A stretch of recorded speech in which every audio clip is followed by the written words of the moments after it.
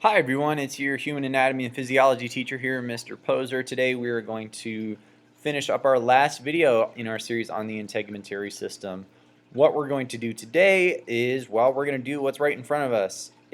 We're going to label this diagram, and this will be something that I'm going to ask you to do for a potential test on the integumentary system. So let's get into it, shall we? So there's a few items that you may have heard of or I may have talked about before in this particular diagram of the skin. So if we're looking at this diagram of the skin, it's like a cube, right? And we know our skin is a layer. So imagine viewing this from perhaps like a kind of a cross section or maybe perhaps a sagittal view of the skin. All right, so what we can tell right away from this diagram is that the skin has different layers, and we should know that, yeah, the skin has different layers already from a previous video that we watched, and that's what we're going to label first. On the right side of this diagram over here, let's first label the skin layers. The most superficial layer of the skin, the one that you're seeing on me right now and that you can see, that is called the epidermis. The epidermis is made up of a tissue called stratified squamous epithelial tissue. And it does not, as you can see from this layer down here, which is much thicker, it does not have blood vessels that go, well, into it. All right, so anytime you get a scratch and you bleed, you're not just getting into the epidermis, you're getting into the layer below it, which is called the dermis. Okay, and the dermis that's what I was about to say, has a lot of the appendages that we discussed in our last video. So the skin appendages, like say these glands, these special nerve endings, the hair follicles and blood vessels, all of that stuff can be found in the dermis. And the dermis is made up of what we call connective tissue, which is substantially different from the epithelial tissue that makes up the epidermis. All right, so the dermis itself, the tissue it's made up of, it's connective tissue, right? But it's not just cells. This is just cells up here, but this is more than just cells in this middle layer, which is called the dermis, where most of the action happens.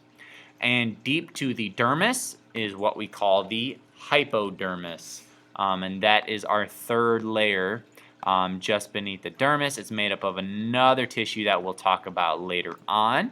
We're going to highlight it in this diagram in just a little bit. But hypo means below, epi means above. So above the dermis, and below the dermis. It's pretty nice, isn't it? This is also known as the subcutaneous layer. So if you see that anywhere, that's also referring to the hypodermis. All right, let's keep going. Let's talk about skin appendages here. All right, well, let's start over here on the left. Let's get into the structure of hair. So if we are taking apart the hair, well, all the components of hair within the skin, the part that sticks out that you can see, this is called the shaft of the hair. So that is the shaft, and it's sticking out of the epidermis. But where it really gets its roots are in the dermis, and this part that extends into the dermis, this is called the root. Okay, so the shaft and the root of the hair. So when you pull it out, you can definitely feel something, right? Because, well, you're in the dermis, and check out these sensory nerve endings over here that we'll talk about in a little bit. So it kind of hurts to pull your hair out, right? Because you have feeling next to the follicle, but it doesn't hurt to cut your hair, okay? Because it's not alive, it's not made of cells, it doesn't have nerve endings, and it's just protein. Okay, so it hurts to pull out your hair because it's embedded in the dermis, but it doesn't hurt to cut it because that's above the epidermis. Okay, moving on from there, this structure that the hair grows out of, you may have heard of this before. This is called the hair follicle.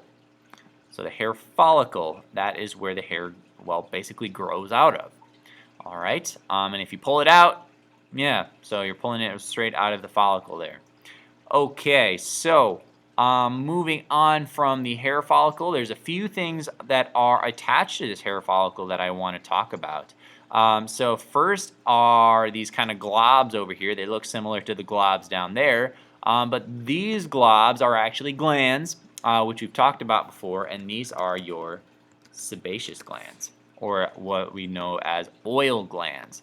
So these are the ones that deposit what we call sebum into the hair follicle, and it kind of lubricates your hair, and it makes your skin kind of oily. And this is what causes acne as well, when it gets clogged up, and then it gets infected, and it forms a pimple on the surface. That's caused by sebaceous glands. Okay, moving on from there, let's go down here. Right here, we are looking at some sensory nerves.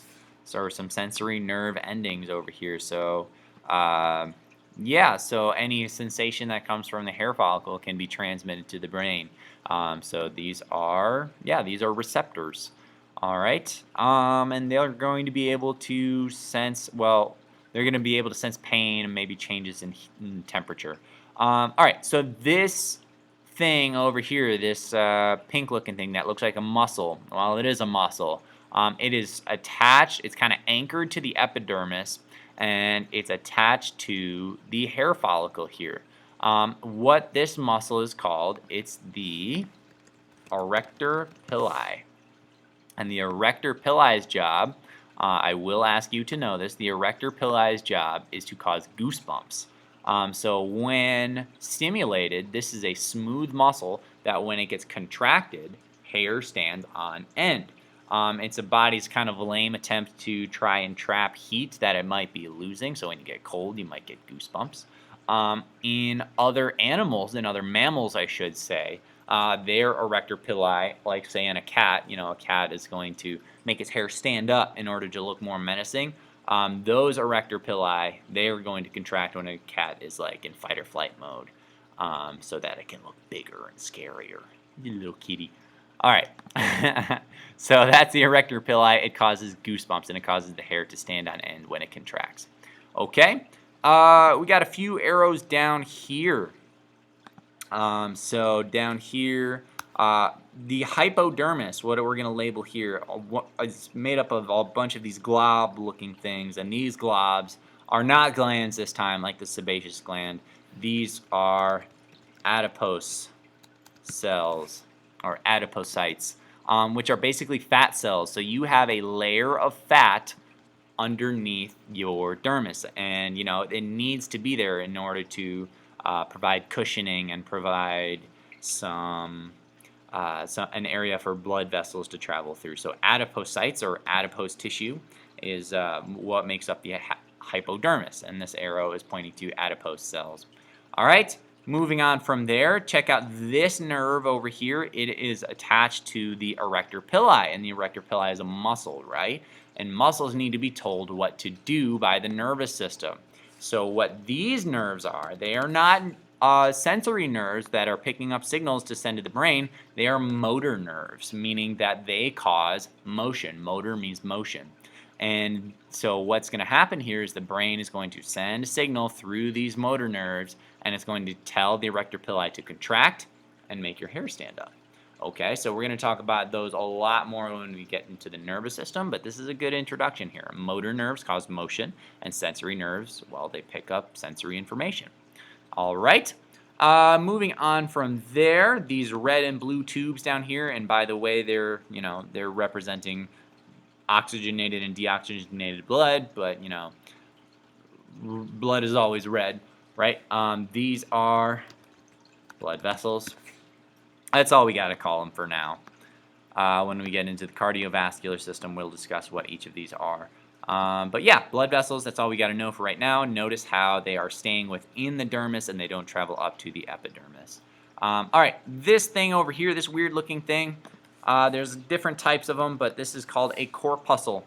Corpuscles can, they're sensory nerve endings, and what their job is to do is to sense pressure and vibration and basically touch.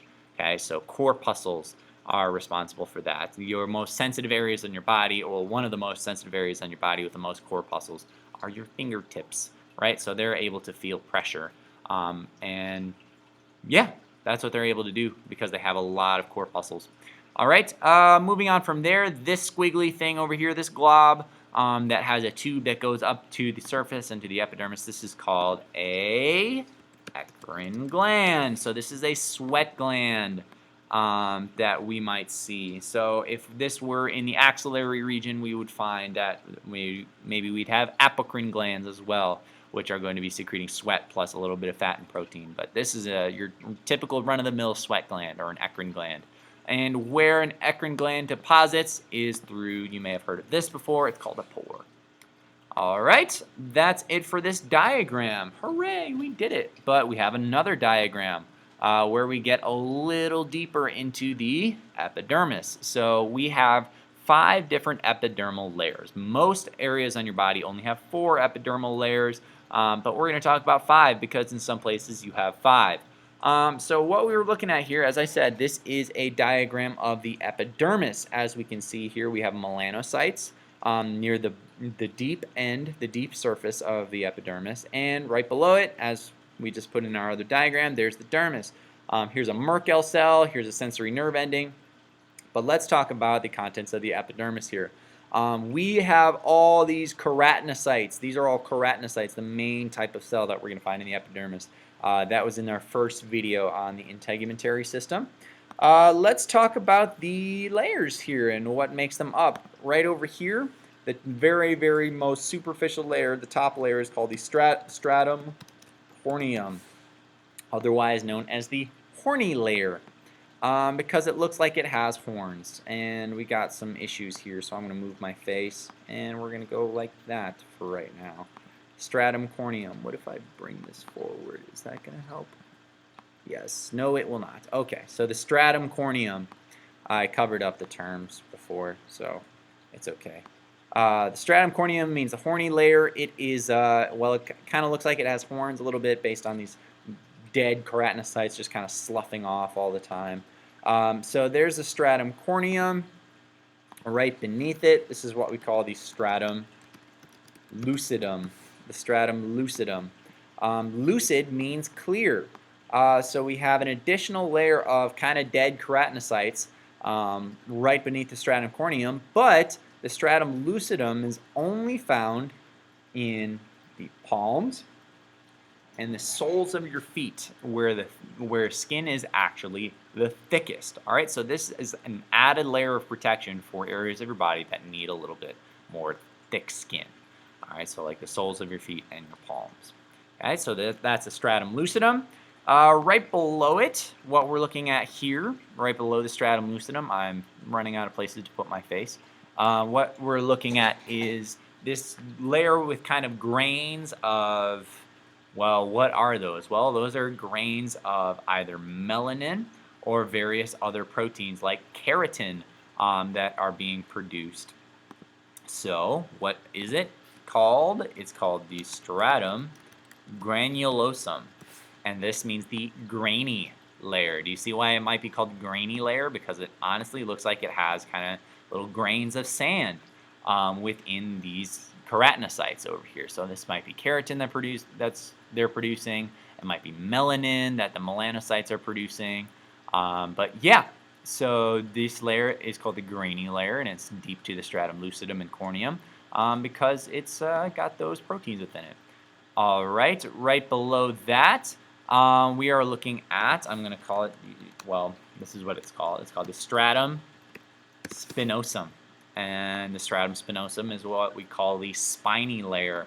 And why it's called the spiny layer, it's because if you take a look through here, there are connections called, shoot, what are they called? I'm going to have to get back to you on that one. But there are these connections between each of these keratinocytes that kind of look like each of these cells have spines. So this is why it's called the spiny layer. So stratum spinosum is deep to the granulosum. And the very bottom layer of the epidermis that is in junction with the dermis, this is called the stratum basale. Stratum basale, basal means the bottom. It's at the base of the epidermis. All right. Where we can find, or what we can find in the stratum basale are these melanocytes. We can find Merkel cells. We can find Langerhans cells, like those immune cells that we talked about in the first video. that can all be found in the strata basale. All right, so these seem kind of complicated, but I have a fun little mnemonic that we can use to remember. And what that is, I got a blank page over here to remember the epidermal layers. It's come, let's get sunburned. Okay, come, let's get sunburned. If you take the first letter of each of those words, it matches up with corneum, lucidum, granulosum, spinosum, and basale. Right? So CLGSB, come let's get sunburned, might help you remember the layers of the epidermis, going from superficial to deep. Corneum, lucidum, granulosum, spinosum, basale. CLGSB, come let's get sunburned. All right, that's it for this video. Let me know if you have any questions. Bye.